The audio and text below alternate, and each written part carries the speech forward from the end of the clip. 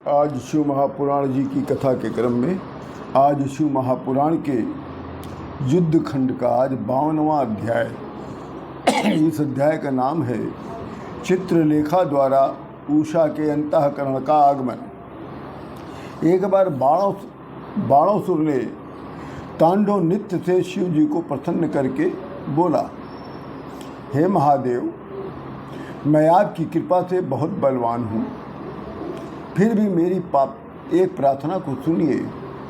हे शंभो, आपने मुझे 1000 भुजाएं प्रदान की है, किंतु ये 1000 भुजाएं मुझे भार स्वरूप आभास होता है। आपकी कृपा से मैं महाबलवान हूँ, कोई भी युद्ध में मेरी कोई भी बराबरी नहीं कर सकता। अतः हे भगवान, मैं 1000 भुजाओं को लेकर क्या करूँ?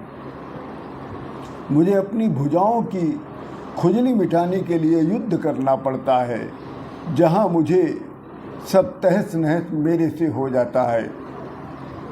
अतः हे सदाशिव, मैंने यमराज को अपने यहाँ योद्धा के रूप में और अग्नि को कर्मकार के रूप में, वरुण को गायों के पालक के रूप में, कुबेर को गजाध्यक्ष के रूप में और निस्थिति को अंतःकरण की परिचारिका के रूप में नियुक्त कर लिया है।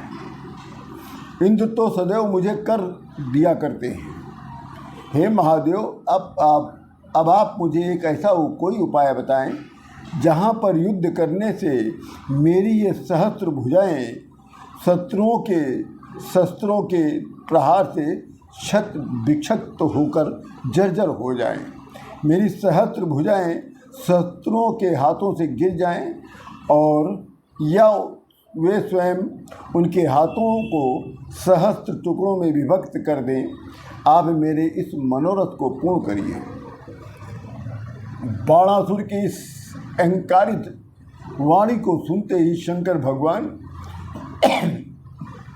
क्रोधित होकर अट्टहास करने लग गए और कहते हैं कि दैत्यों के कुल में उत्पन्न हुए महानीच महाअहंकारी बलि के पुत्र, विशेषकर मेरे भक्त बाणासुर, तुम्हें सब प्रकार से धिक्कार है। इस प्रकार का वचन तुम्हें कहना मुझे उचित नहीं हो रहा है, परंतु क्या करें, तुम शीघ्र ही अहंकार की शांति प्राप्त कर लोगे। मेरे जैसे बलवान से तुम्हारा युद्ध में पाला पड़ेगा।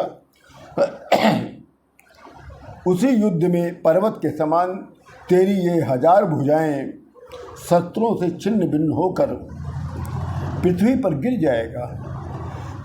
जब मोर से युक्त मनुष्य सिर पाली ये तुम्हारी ध्वजा जो शस्त्राशार पर स्थापित है बिना आयु के गिर जाएगा, तब समझना कि तुम्हें किसी महाघनघोर भय का सामना करना पड़ेगा। अब तुम अपने घर जाओ, वही तुम्हारा कल्याण है। वहाँ पर जाने पर तुम बड़े भयानक उत्पातों को देखोगे। इतना कहकर शंकर भगवान मौन हो गए। तब बाणासुर ने शंकर भगवान की पूजा किया है और प्रणाम किया है और अपने घर चला आया है और आकर कुंभांड को ये सारा वृतांत उसने बताया। एक दिन उसे उसका ध्वज भंग हुआ दिखा, तब वो युद्ध के लिए निकल पड़ा। सेना को एकत्र किया। बलि ने अपने 8 गणों को साथ लेकर युद्ध पे साथ चल पड़ा।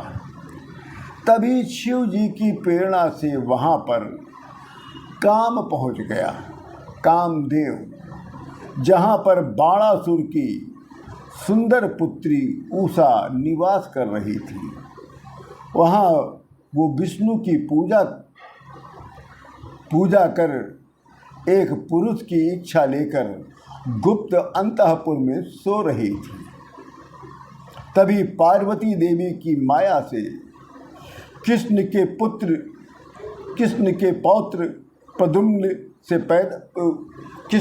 पुत्र प्रद्युम्न से पैदा हुआ अनिरुद्ध उषा के साथ रमण करने लग गया और उसे छोड़कर, रमण करने के उपरांत उसे छोड़कर वो द्वारका चला आया।